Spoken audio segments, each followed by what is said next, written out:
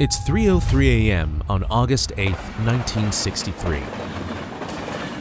Inside a Royal Mail train headed from Glasgow to London, a postal worker is sorting through deliveries when the train makes an unexpected stop. This happens sometimes, so he thinks nothing of it. But as the minutes pass and the train remains still, he gets suspicious. When he opens his compartment front door, instead of seeing another car, there is only an empty rail. And this is extremely concerning. The car that's supposed to be in front of him isn't a regular postal carriage. It's carrying over 2.6 million pounds. And half a mile down the track, 15 men in ski masks are taking it all out.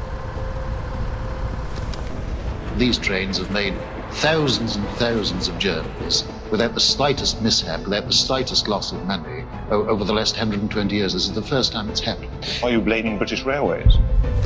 It was a brilliant crime because of the planning, because of the business of stopping the train at one point, cutting off the guard, take away the engine and two carriages. It was superbly planned. I don't think anybody had tried anything on this magnitude, and it was quite a daring raid. This is the story of the most audacious heist in British history, the men who pulled it off, and the international manhunt that came after. This is the Great Train Robbery.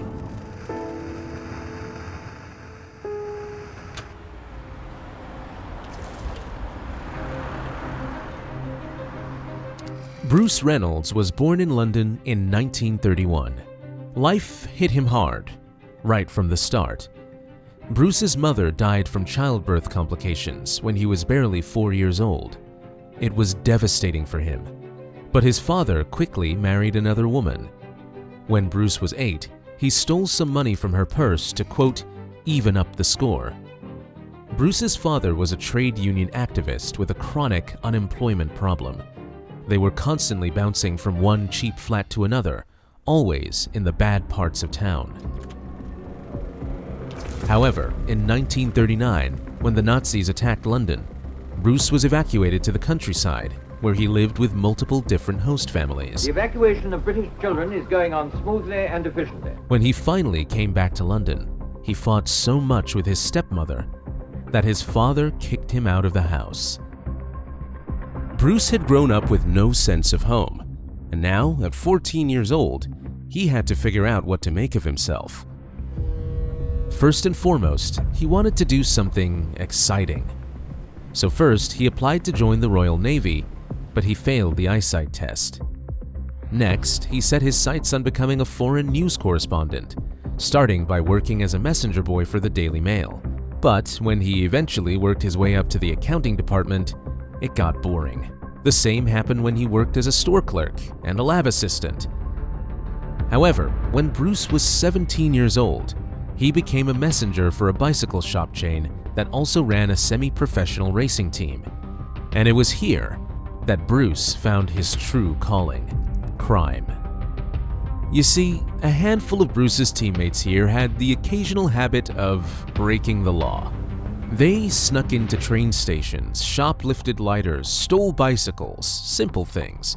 Bruce took to it quickly, and as it turned out, he was a natural. Within just a few months, he'd made a name for himself as one of the smoothest young thieves in London.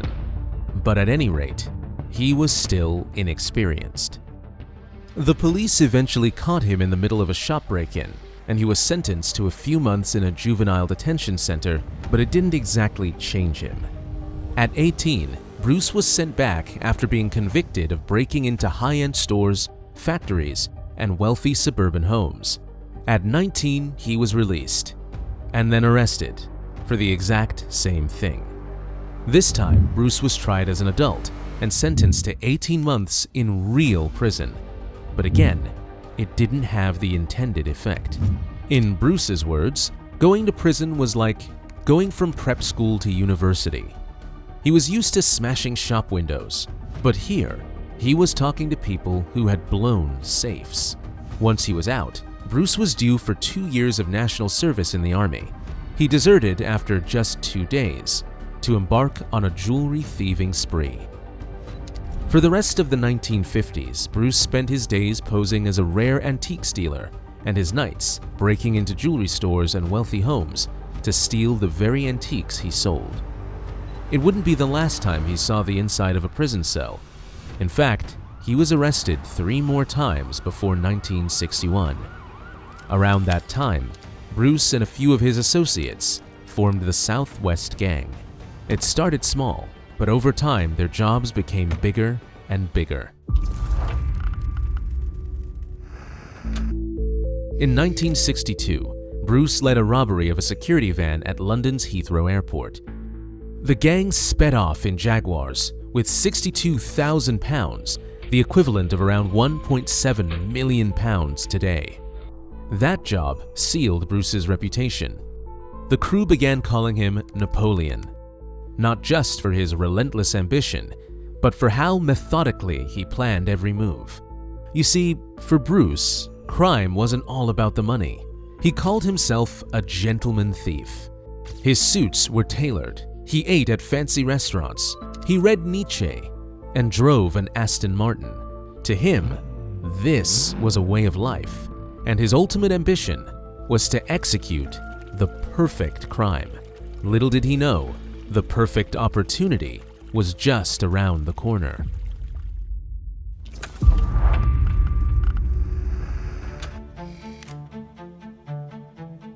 In 1963, a member of the Southwest Gang approached Reynolds with a potential job. A senior employee of the Royal Mail, who he called the Ulsterman, had informed him that one of their regularly scheduled mail trains would be passing through Buckinghamshire on the 8th of August. But this was no ordinary train. It wasn't transporting ordinary mail, and it was no ordinary date. You see, back in the 1960s, UK banks knew that shipping cash through the mail was risky, but it was cheap and fast. So every few days, the Royal Mail moved a few £1 million in cash from a bank in Glasgow, Scotland, to the Bank of England in London.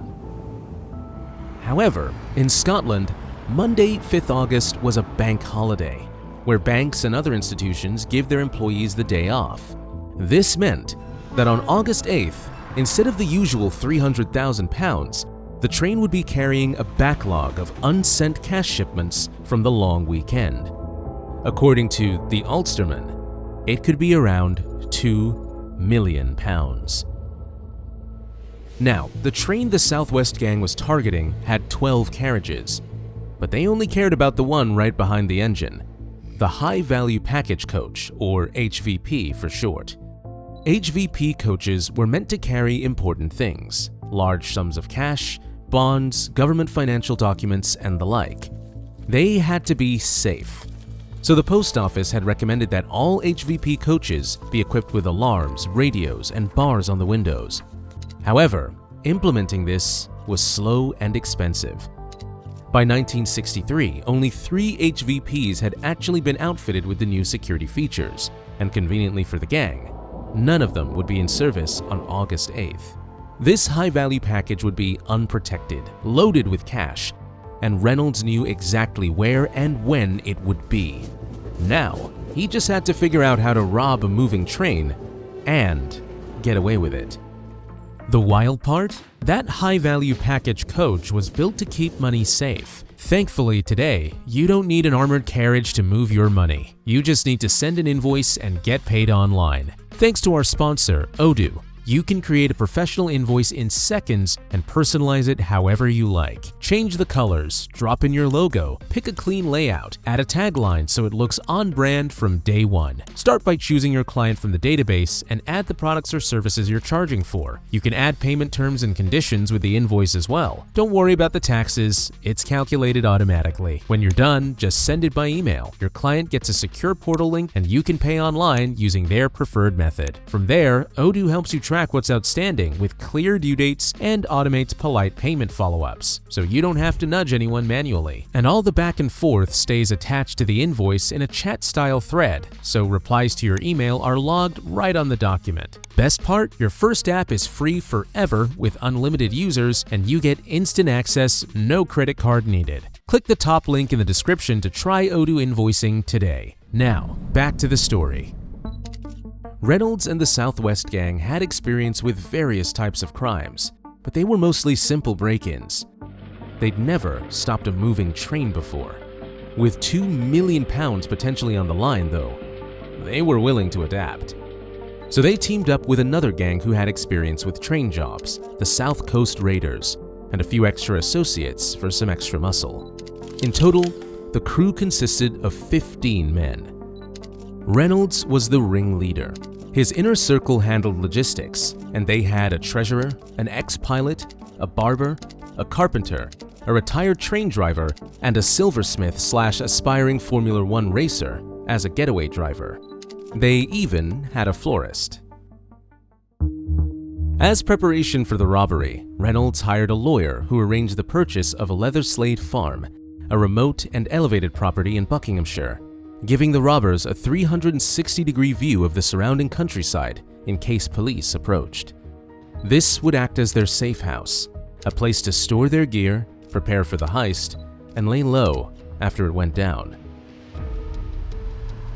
After months of planning, the 15 men, driving an army truck and 2 Land Rovers in military paint, left Leatherslade at around midnight on August 8, 1963.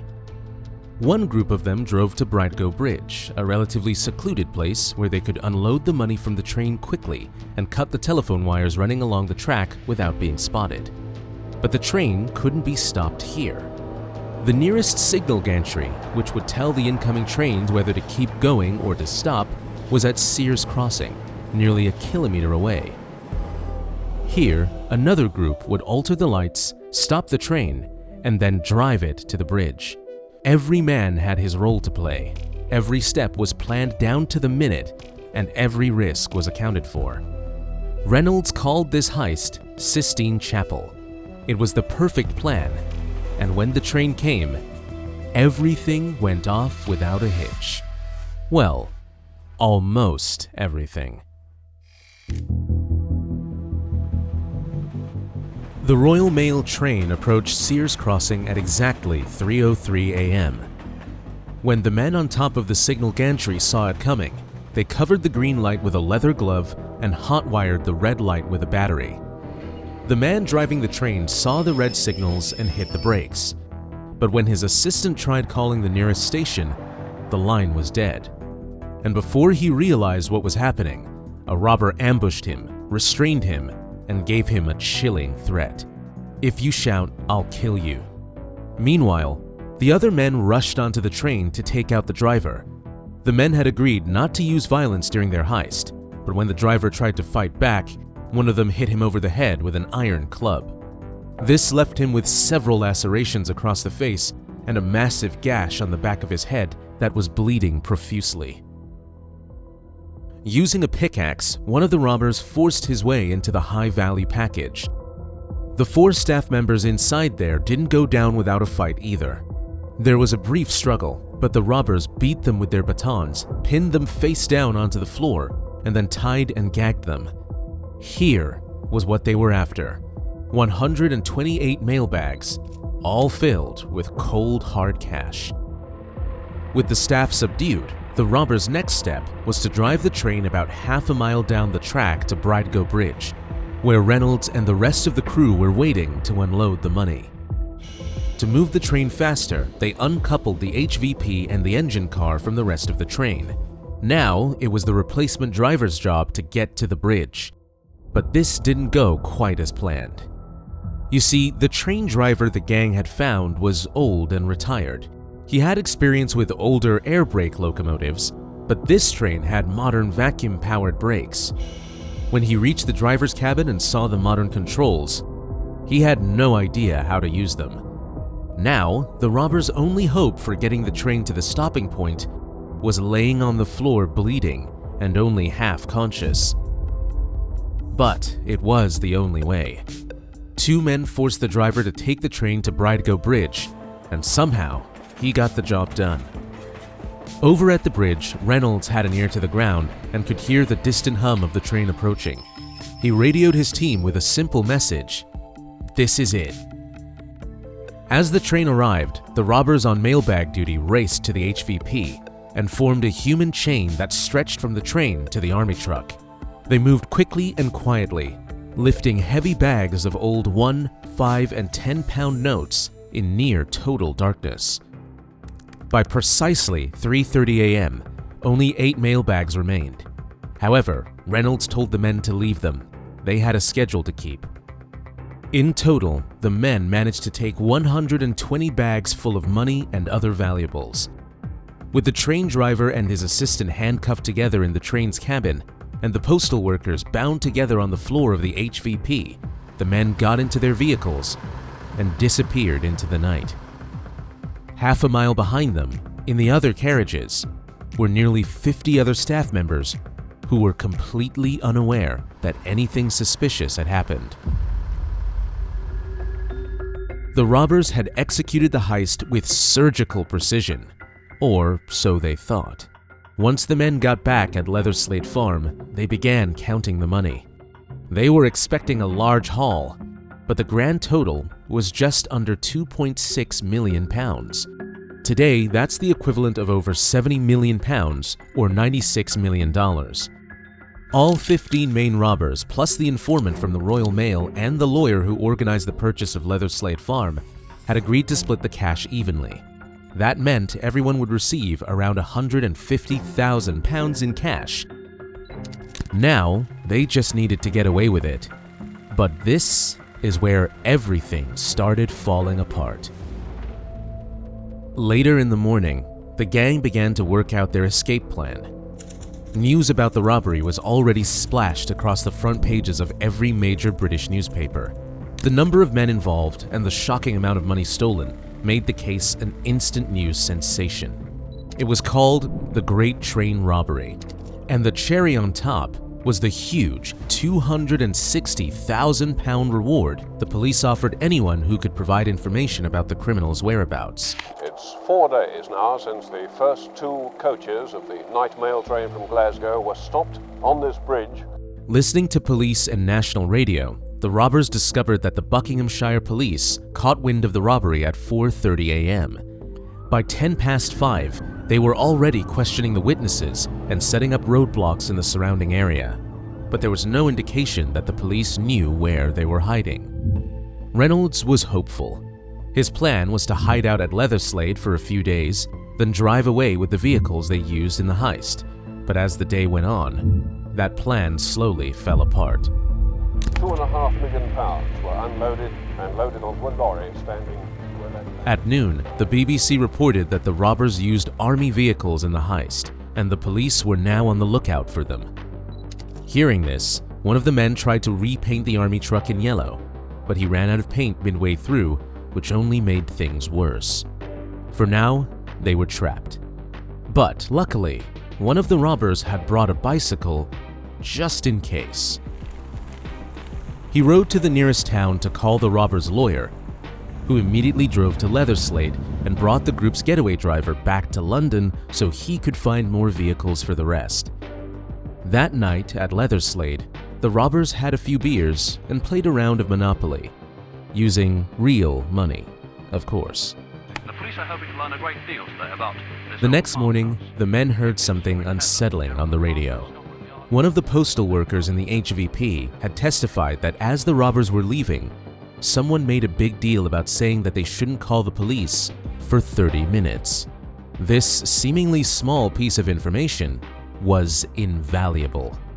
Now, the police could limit their search radius to 30 miles from Bridego Bridge.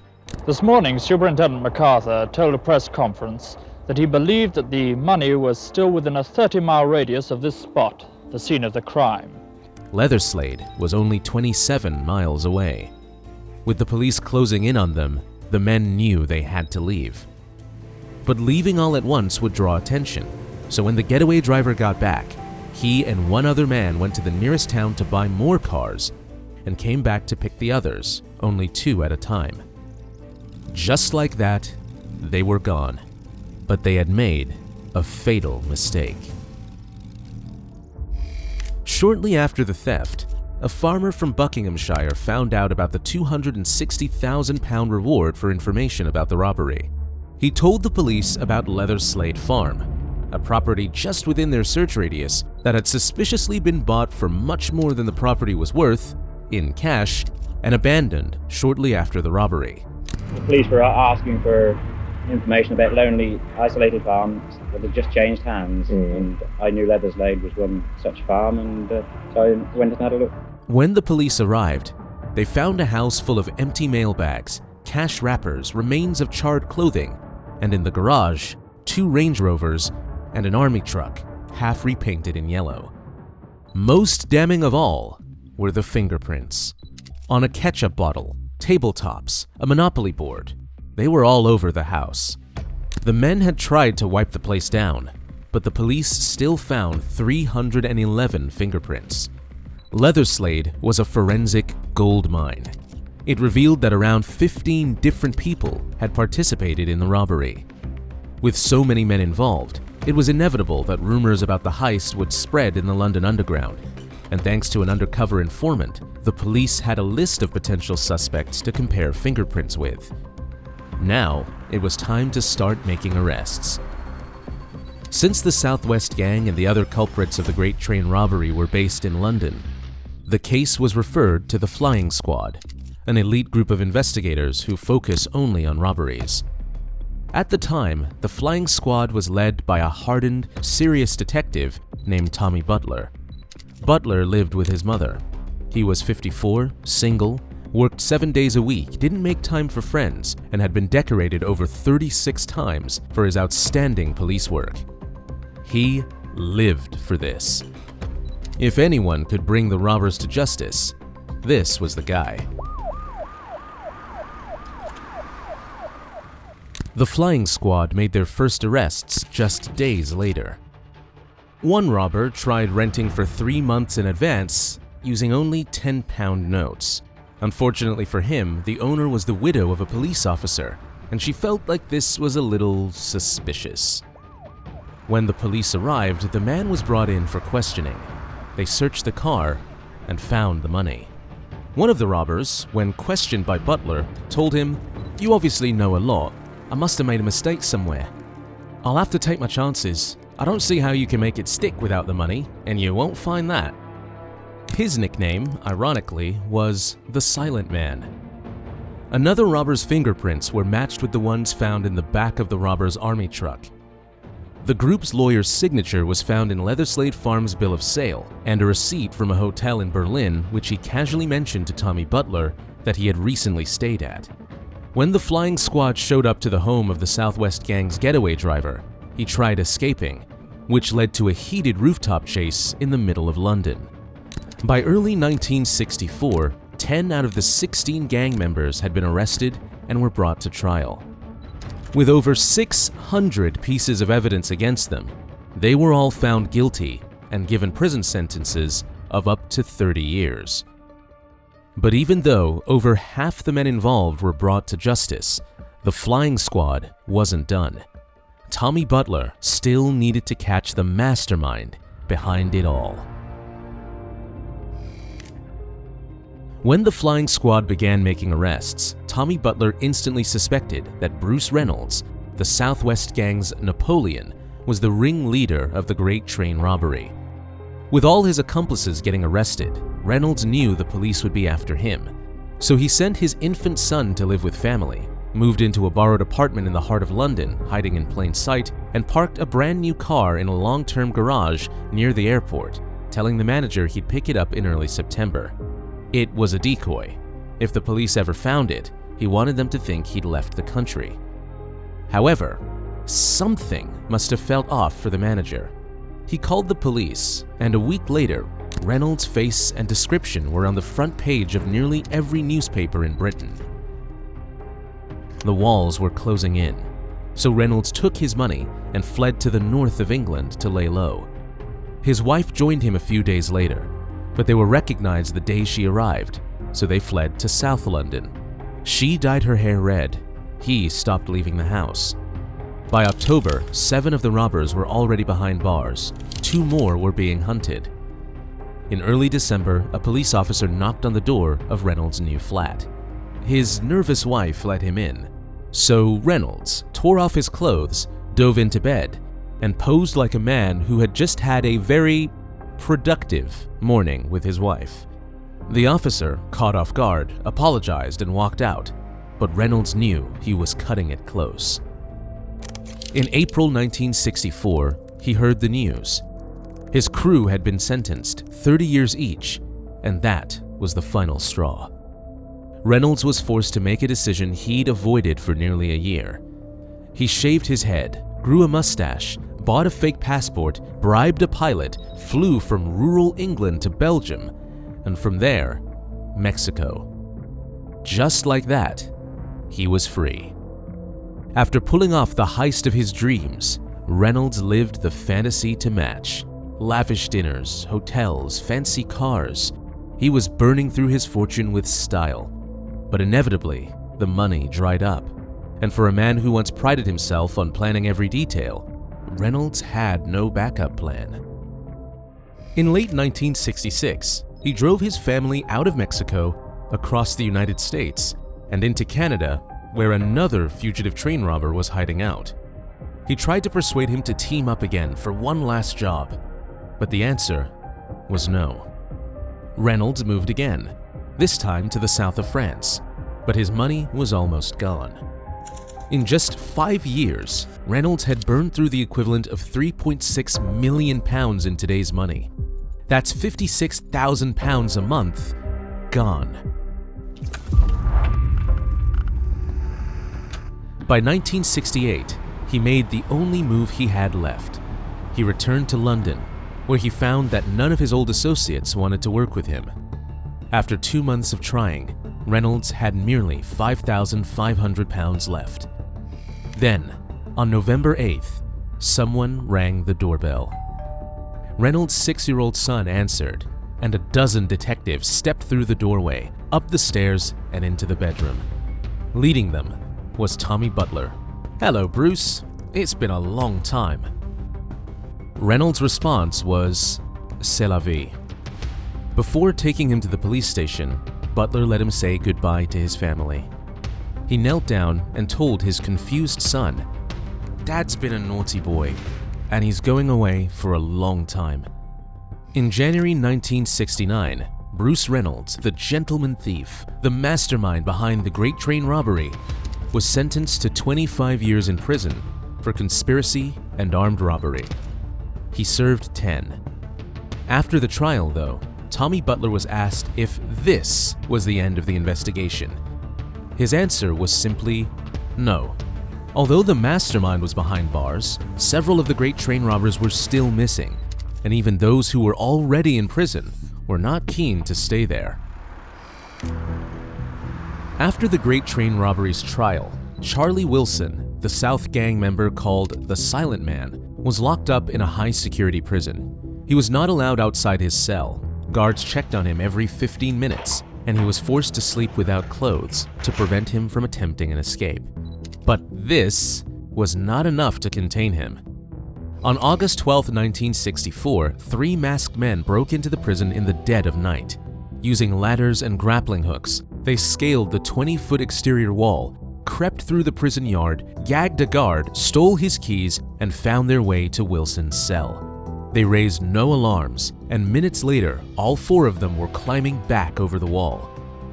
What happened next is unclear. Some say Wilson hid out in Britain for a while. Others believe he immediately headed to Europe.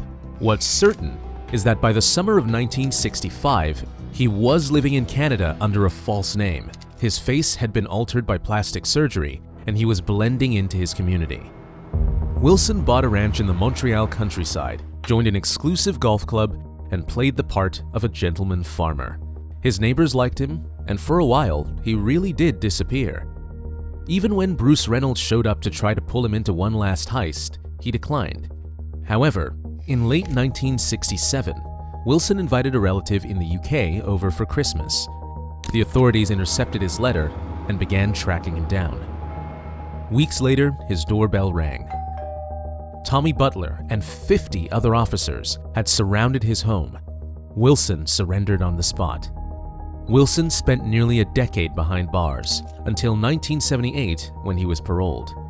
Over the next 12 years, he's believed to have returned to organized crime, not as a thief, but as a shadowy figure in high-level frauds and international drug trafficking. In 1990, it all caught up to him. One spring morning, a young man knocked on the front of Wilson's home claiming to have a message from an associate in London. He and Wilson spoke for about 5 minutes when suddenly the visitor punched him in the face, kicked him to the ground, and shot him multiple times in the head. By the time anyone reacted, the man had already disappeared. To this day, the motive behind this remains unclear, but some believe the killing was retribution from years earlier, when allegedly, Wilson was brought in to help launder £3 million from another one of the largest heists in British history, and he ran away with the money. Charlie Wilson was 57 years old. He escaped prison, dodged police for years, and returned to high-level crime. And yet, despite his impressive rap sheet, he's not even the most infamous of the great train robbers. That title belongs to none other than Ronnie Biggs. Ronnie Biggs' story is worth revisiting from the very start. Before becoming one of the most wanted men in Britain, he was just another petty thief who got caught again and again. By 1960, when Biggs was 33, he had spent more of his adult life inside a prison cell than not, so he decided it was time for a change. He got married, took a construction job, and had kids. For 3 years, he lived a normal life, saving money, working long hours, being a husband to his wife, and a father to his children. But in the summer of 1963, Biggs went to see an old friend he knew from prison, asking to borrow a bit of money. Nothing major, just enough to help with the down payment for a house. That man was Bruce Reynolds. At the time, Reynolds was deep in the planning stages of the Great Train Robbery, so instead of that loan, he asked Biggs if he wanted in. Reynolds pitched it as a low-risk job, in and out with no weapons, no alarms, and no need to get his hands dirty. At first, Biggs said no. After all, he'd given up the game. But the promise of such a massive payday was irresistible. Eventually, he agreed. All Reynolds asked him to do was find a driver who could restart the train after the robbers had stopped it, and move it where the gang would be waiting to unload the money. Biggs didn't have to look far. That summer, while working as a carpenter, he'd been renovating the home of a 63-year-old retired train driver. He was no criminal, but when Biggs mentioned the job, the man listened. As final preparations were underway, Biggs brought the train driver to Leatherslade Farm. On the day of the robbery, which also happened to be Biggs' birthday, the driver was incapable of doing the job he was hired for. The crew was furious, not just at the driver, but also at Biggs, who brought him in. When the robbery was over, they were both on their own. When Biggs returned home, his wife hadn't heard from him in days, but since he was carrying a suitcase with over £146,000 in cash, she knew exactly where he'd been. Biggs didn't go into hiding, and his wife didn't either. They started spending on new clothes, expensive shopping trips, all of it out in the open. When the police discovered Leatherslade Farm, they found 3 fingerprints matching Biggs, one on the Monopoly board, one on a plate, and one on a bottle of ketchup. That was more than enough evidence for an arrest. Biggs was sentenced to 30 years in prison for conspiracy and armed robbery. But his story wasn't over. Not even close. April 15th, 1964, Biggs was transferred to the same prison where he'd first met Bruce Reynolds. A little over a year later, the inmates were out on the prison yard when a moving truck pulled up beside the prison wall in broad daylight. One man climbed onto the truck, threw a grappling hook onto the top of a 25-foot wall, climbed it, and lowered a rope ladder into the exercise yard below. 4 inmates, including Ronnie Biggs, made a run for it. Biggs was given a 30-year sentence, but only served 15 months before he enhanced his notoriety by escaping over the walls of Wandsworth Prison using a rope ladder. As the guards moved to intercept trapped them, the other prisoners tackled them to the ground. Biggs made it over the wall and dropped down onto the roof of the truck, where a hole had been pre-cut so he could drop down. From there, they disappeared into London traffic. The whole escape had been arranged by Biggs' wife. She'd paid a former convict £5,000, the equivalent of nearly £360,000 in today's money, to organize the entire thing. In October 1965, Biggs and his family escaped to Paris, where he altered his appearance with plastic surgery, and then finally to Australia. However, Biggs had a problem. Between the shopping, the escape, the surgery, bribing dozens of people into secrecy, and the cost of hiding, he'd burned through nearly everything he'd made from the Great Train Robbery. By mid-1966, he had just £7,000 left. And to make things worse, he had a third baby on the way, and Interpol had located him. The family packed up again and moved to Melbourne under new names.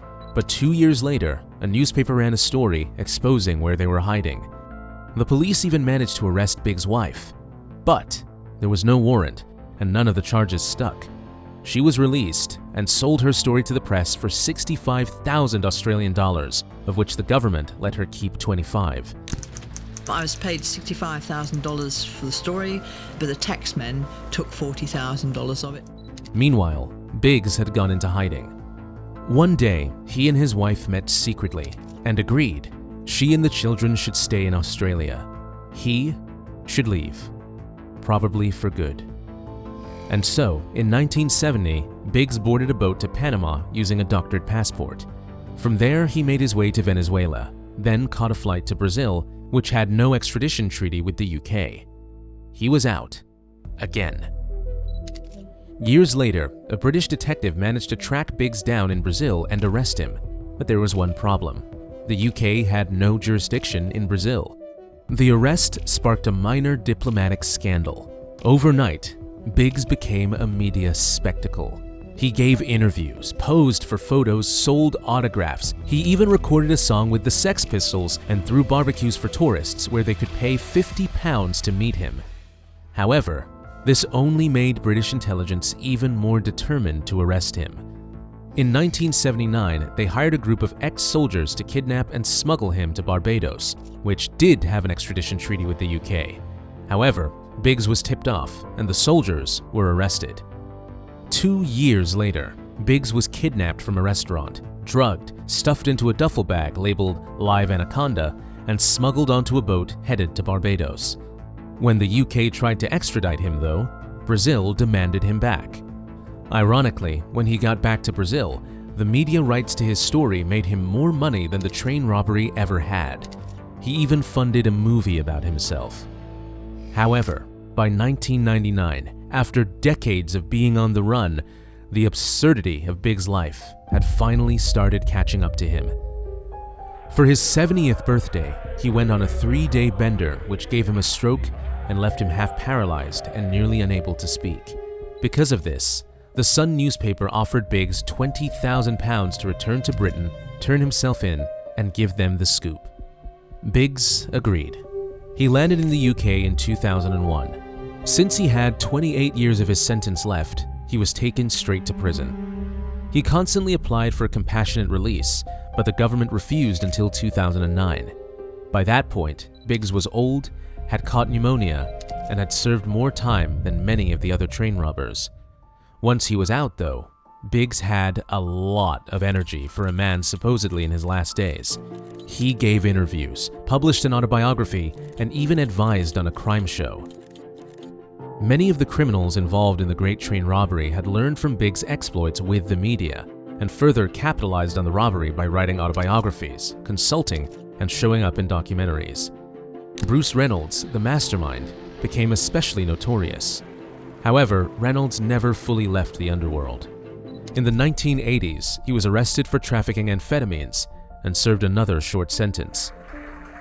After that, he finally gave up on crime. Reynolds' son didn't follow in his father's footsteps. He became a musician instead. But ironically, you can hear his most famous song, Woke Up This Morning, in the opening credits of The Sopranos, one of the biggest crime shows of all time. Bruce Reynolds and Ronnie Biggs Both died in 2013. Of the £2.6 million stolen in the Great Train robbery, the authorities only recovered £343,000. To this day, it remains one of the largest and most spectacular heists in British history.